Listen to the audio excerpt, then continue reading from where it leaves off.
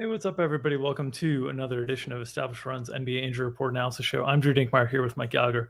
Let's walk you through Game 4 of the NBA Finals. Miami Heat trailed the Denver Nuggets 2-1, try to even the series home tonight. Do so. With me, as always, Mike Gallagher. Mike, how are you? Doing good, and Hudson's acting up now, my parents' dog. But yeah, doing good. Had a nice little hike today, and excited for the game. I think we got some curveballs coming that it's tough to break down because we kind of know Spoelstra thinks outside the box, perhaps better than anybody. But we'll kind of do our best to set the table here. Yeah, let's start with talking through the injury stuff. Once again, Denver has not filed anything on the injury report, so nothing to talk through on Denver side. On the Heat side, Tyler Hero remains out, ruled out early once again. Victor Oladipo remains out. He'll be out till next season. Gabe Vincent, Cody Zeller, and Bam Adebayo all listed available. Cody Zeller got the upgrade from probable to available this game. He's been kind of going back and forth a little bit on that. Any injury notes you want to tackle with Miami? No, just that here they keep saying it's very much the national people versus the local people. Like I've kind of been saying here, all the locals are saying like, oh no, he's probably not playing this series. That's not in their DNA to do that. And then all the national people are like, oh yeah, maybe he plays today, maybe he plays next game. So certainly feels like he's not going to play. We'll see if they lose this one, then you're 3-1. Obviously things aren't going your way. I think then you have a discussion, but looks like he's out. We saw a couple different rotation wrinkles mentioned on the podcast. It looked like there was a little bit more willingness to play the double point guard lineup, even with Gabe Vincent in foul trouble. So that's something to watch. Obviously, the Kevin Love starting lineup after it was great in Game 1, 76 D rating. Game 2. And then Game 3, it was not good. They got killed on the glass. They couldn't stop them on the defensive end. The Nuggets offense was too good against them. So, and then Max Strus has been pretty bad. I did a stat in matchups that he's only had like one good quarter in his last like 17 quarters. It's just crazy that he's been so quiet from a scoring standpoint anyway. So curious to see where his minutes come down. Should mention Kyle Lowry said he feels, quote, fantastic after we saw him slip on the floor kind of in garbage time. That was something I want to keep an eye on. He's had groin injuries in the past, hamstring this year, knee also. So we'll see. Obviously, they're not going to tip their hand. Worth noting as well, I talked about this with Bam. Bam wasn't listed for his hamstring for a while, and then he started to really feel it, and they had to list him. So it could be a hide the injury situation on Kyle Lowry. So I'm kind of curious to see how he looks today.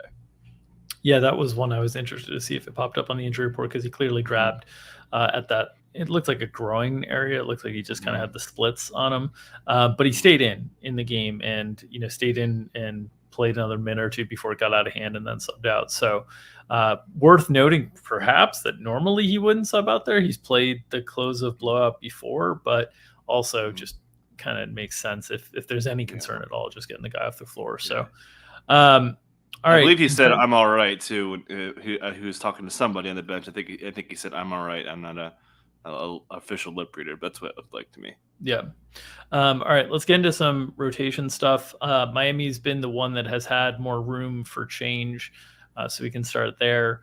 Kevin Love has started games 2 and 3 with varying levels of success behind that. Really thought they played fine to open Game 3 in the first quarter. Really thought it was just a third quarter situation where they gave up a couple offensive rebounds. Kevin Love wasn't that great. And then they got pulled and didn't get a chance to come back in. So from my vantage point, it's 3 really good, solid rotations from Kevin Love and 1 bad one.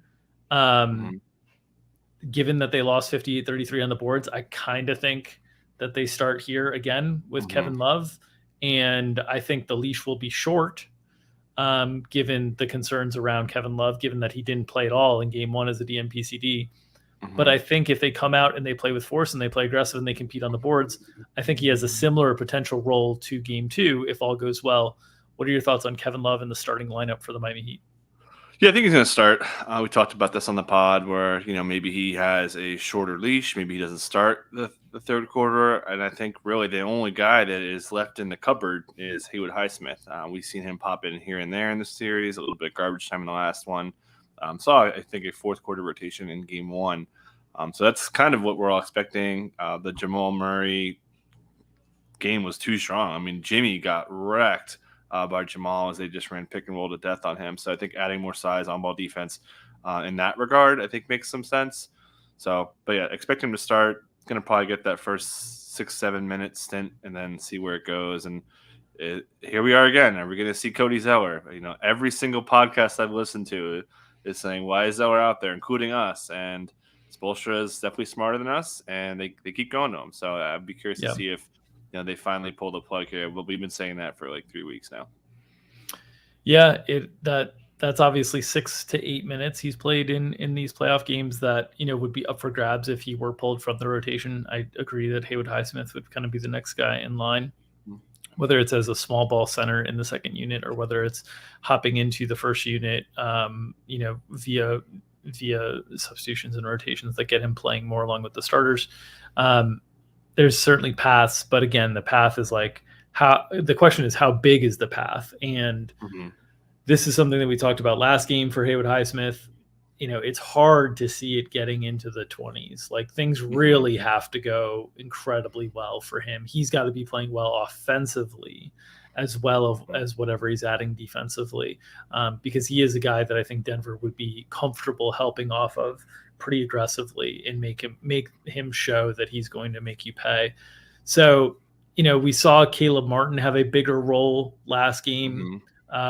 That one was a big question mark coming into the game because he had the illness, the questionable tag in game 2, which was when he was benched. And then we saw the minutes kind of rebound meaningfully in game 3.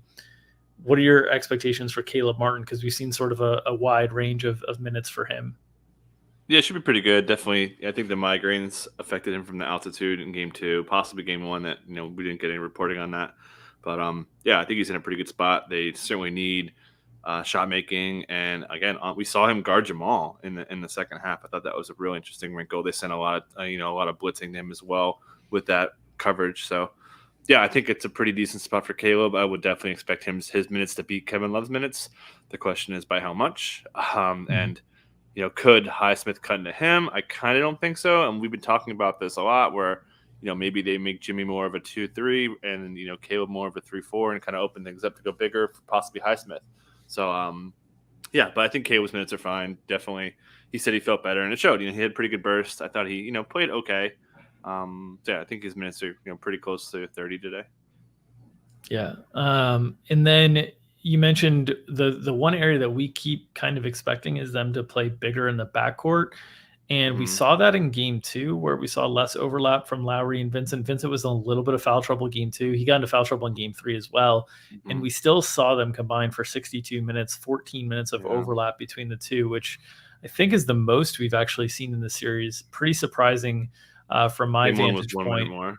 Okay, game 1 was about the same. So that's the one that is a little bit confusing to me. Certainly the way that they've been trying to attack Denver defensively has been through these high ball screens and getting, these pocket passes to Bam on the move and kind of getting him going.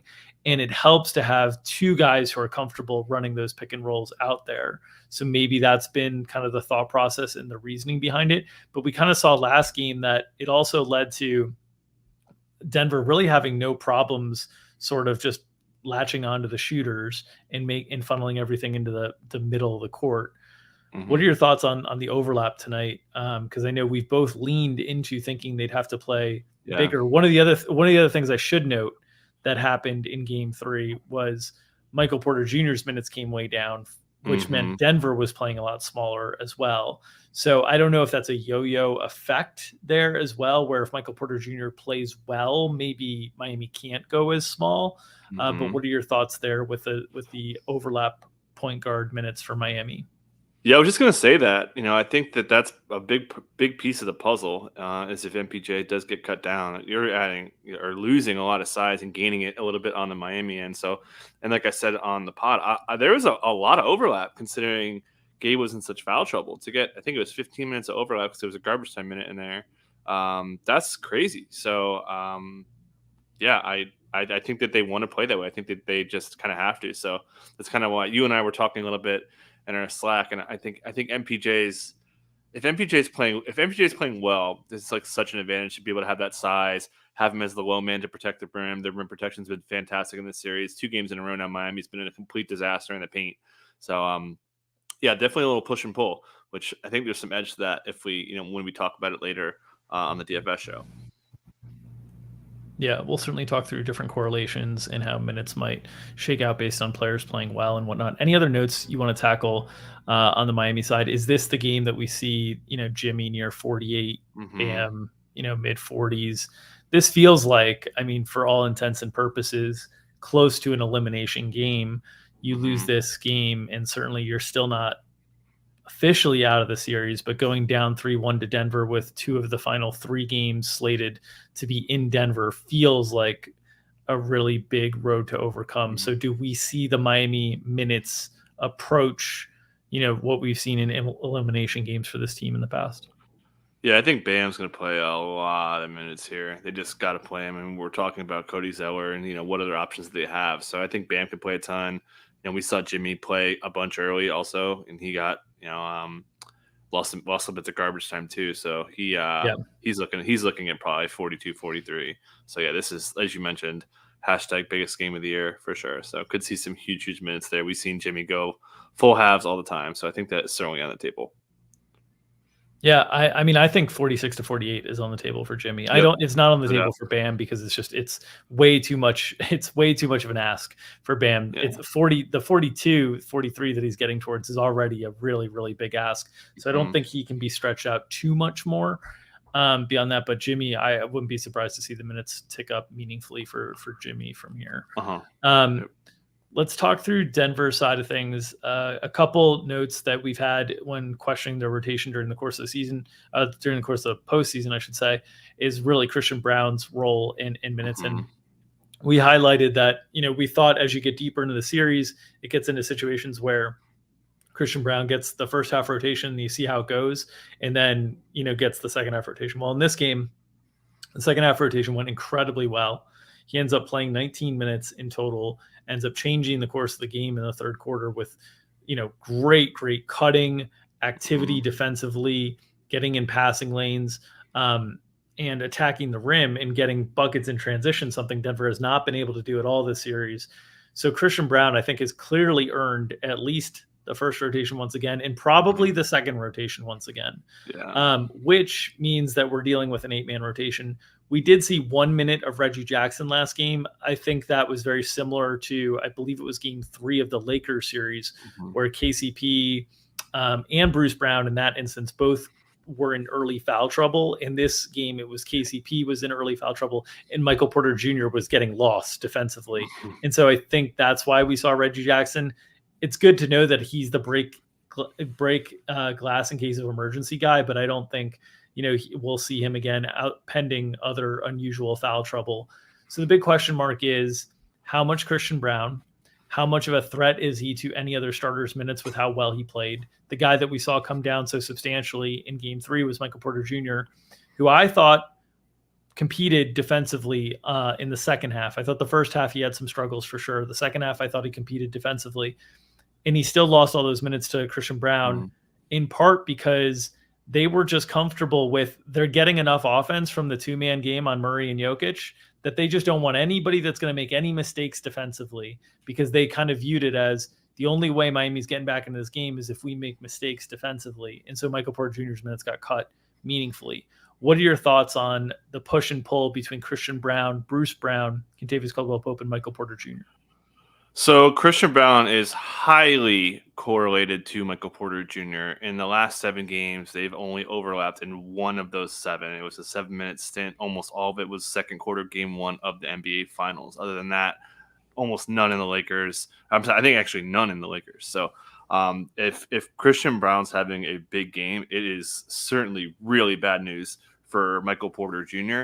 We've seen a little bit of Bruce KCP. Actually, there's been a lot of KCP and Bruce overlap, but it's because Jamal's out. But even with Jamal in this series, there's been 21 minutes of those 3, Jamal, Bruce, KCP, and like a smaller-ish wing lineup. So, there's – and we were talking a little about this, like MPJ could crater if Christian Braun is cooking. But, if KCP doesn't have it, I feel like they don't need his skill set as much. I think they could kind of get around him if he's not playing well. But he's got probably a much better floor. But yeah, well, it really depends on what Miami does here. If they're going to continue to maybe press Jamal, which they've been doing a little bit, and it's been successful. You talked a lot about this pregame Yep. one, and they've had a ton of success with this press coverage. It's been like in relation to their zone and really every defensive coverage. Their press in this is like I want to say like 15 sample or so, 15, 16. It's been good. So small sample size, but hey, you'll take whatever you can get against Denver. So that's something to watch. Just give a little ball handling because we know Jamal off-ball game is sensational. So yeah, I think there's paths to to me, it's a pretty clear path how MPJ fails. And I think it's a little bit more ambiguous on how KCP fails, but there are paths that are, kind of less likely. Yeah. And I would just highlight that there's paths. We know Michael Porter Jr. is impacted by Christian Braun. So that's one guy that could cut into Michael Porter Jr.'s minutes, but he's also vulnerable to losing minutes to Bruce Brown if those smaller lineups are performing better or if he's just not performing well. So there's kind of two outs to Michael Porter Jr. potentially losing minutes. I think when you get into like Kentavious Caldwell-Pope or Bruce Brown losing minutes, there's kind of like one out, right? With KCP, it's most likely like foul trouble or Michael Porter Jr. just playing really, really well. I guess you could say those are two outs, but the foul trouble stuff for KCP historically is not really an issue. And then Bruce Brown, I would say kind of the same thing, that it's really more vulnerable to if Michael Porter Jr. plays really well. So agree with you in terms of who's vulnerable there. The other thing that I'll just note is in terms of, so my read on this is in terms of the way that Miami's going to defend, I think the pressure on Jamal, I think anything that they're going to try to do is going to be to try to disrupt Jamal as much as possible. I think they've realized there's really nothing they can do to disrupt Jokic. In the game 2 that they were able to win was a game that Jamal had a quieter game.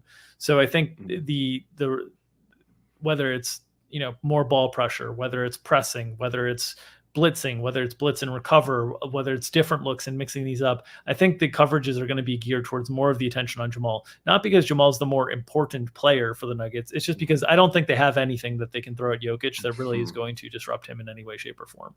So they're going to try to disrupt Jamal. The smaller lineups seem like the solution to helping alleviate some of that disruption on Jamal, right? Getting a secondary ball handler to bring the ball up, and Bruce Brown, they're willing to do it with Aaron Gordon too. So it's not like they can't do it in other situations, or Jokic, but having that secondary ball handler. And then also Bruce Brown and Christian Braun are the two guys who've been most willing to cut and move. Michael Porter Jr., the one knock on him is sometimes he gets a little standstill in the corner. And so that's an area of potential concern for me, is just that if Michael Porter Jr. is kind of unwilling to move and go get the ball and help on those traps and whatnot, that might be something that kind of pulls him as well. So I'm shading right now towards the game playing a little bit smaller on the whole, which is not how I've been shading most of the series. I've been thinking Miami would be forced into playing bigger, but I think Miami's realized like, they're a little bit stuck. They have just bad options left. So we'll see where these things go. Also, you notice in just for those of you out there degenning like first basket stuff and whatnot, I would just say you notice very clearly that Denver's first possession was a pin down for Michael Porter Jr. Would not be surprised to see that same type of action once again tonight, because they are doing everything they can to try to get him going offensively. Because basically if they get him going offensively, it's game over. Like I think if Michael Porter Jr. plays well, the Heat cannot beat the Nuggets. I would be really surprised if Michael Porter Jr. plays well and the Heat beat the Nuggets. When Michael Porter Jr. doesn't play well, it's a little bit more of a toss-up. And if Miami can get it to the point where he's like not even super playable for big minutes, then you've shortened Denver's rotation really heavily. So I think there's a really strong motivation for Denver to try to get Michael Porter Jr. going again early. And like I said, the very first play was a pin down for him. And basically you could tell he was told to take that shot no matter what, pretty much, because he took a long 2 foot on the line too. And I was like, this is an awful way to start the game, like long foot on the line too from your coldest shooter. But it's obviously an effort to try to get him going again. Yeah, it wasn't a great shot. But yeah, like just what he kind of embodies, right? Shooting, size, rim protection, rebounding. These are like all huge components that you want to have against this team. So, if he's out there on top of the scoring and shooting, which hasn't been there for Denver, I think and he's been his help defense, like when he has like, so it's kind of like Cat too. Like Cat is like when he knows what to do, he's actually been pretty good. But like when MPJ is like when he has like a clear assignment to make, he's usually been pretty good at that, which is why he was so great in the previous series. I thought game two was a disaster. He got like completely, that was on Malone, honestly, to like not to prepare MPJ that well. But he had like a clear. I thought he was like better prepared. But the stuff that he missed was just like, Caleb back cutting on him, just like not like scheme stuff, just like that's the way. The ball and the thing that I'd say is he's been solid when he's been in action. Yep. When he's been off ball, he's been a disaster. And the challenge with Miami is their guys are constantly moving. And so off ball defense matters a lot. And I think the way that Denver played in game 3 was basically trying to really, really focus on the off ball stuff and let the on ball stuff just be 2-man. Just play 2-on-2 and don't worry as much about kind of helping or hedging in. And different things like that, which led to a huge volume of shots from Jimmy Butler and Bam Adebayo. I think that will be Denver's approach again tonight, unless Jimmy or Bam really get cooking. And look, the quality of shots that Miami was able to generate in the paint, I thought was largely pretty good. I thought they just missed shots. So I could see that happening. But I definitely think that I agree with you that when Michael Porter Jr. has been kind of on ball and everything's been in front of him, he's actually been okay. It's when he's been off ball that he's really struggled. And I think that's a challenge with Miami. They're a team that, like Golden State, like Denver, they're a team that the guys are moving constantly. And those are tougher situations to defend off ball for sure. Yep. Any other notes on Denver? We saw Jamal tick up to 45, Jokic 44. They were both pacing for the 45. Jamal gets his triple-double kind of in garbage time there, which I heard some people talk about, like they were upset that he was out there for the triple-double. That is not why he was out there. Yeah. I want to be very clear. He was out there because he's the guy that's their primary free throw shooter. And they were trying to make sure that they don't have any situations where they get 2 misses at the free throw line, because it was only like a 9-point game. I don't think he was hunting the triple-double because I think he was there as the primary free throw shooter. But do you expect the elevated minutes for those two once again tonight? Definitely. Mike Malone said he may have found something in playing Jokic the whole second half. Should note there was a 13-second end of the third quarter that he kind of sat just for a last defensive possession. So yeah, man, I think we're going to see a lot of those two guys. They're just too good. How do you if you're a coach and you see these two dudes drop 30-point triple doubles, how are you not scheming them up to play like 45? In a game you have. I don't think Denver has to get this game, but man, if you get this game, you are chilling. And they want to get two. And I believe them. I think they're going to be ready. I think that they are really upset with how they played in game 2. So yeah, I'm kind of excited for Denver today. I haven't placed a bet yet, but by the end of the day, I probably will. Yeah, which I don't know how to feel about that, given it's a Miami Heat game. I don't know how to feel about you taking sides in a Miami Heat game. Very true. Challenging this year. All right, I think that's all we need to really cover here from the rotation side of things. As I see somebody's balloons for their birthday have gone awry in New York City. Lots of balloons are flying outside of my window right now. But I think that's all we need to cover. So as always, you don't want to talk Zion? You don't want to talk Zion? Okay. No, I have no interest. As always, support the people who are supporting us. This show is brought to you by our friends at Underdog Fantasy. They have daily NBA snake drafts for money, running in addition to many formats of NFL offseason best ball contests, including Best Ball Mania 4, which has $15 million in cash prizes across the regular season and the postseason. If you're playing NBA Pick'em, in-season subscribers can use our tools to compare ETR projections to their fantasy Pick'em games. If you haven't signed up for Underdog yet, use promo code ETR for a matching deposit bonus up to $100. That's promo code ETR at UnderdogFantasy.com.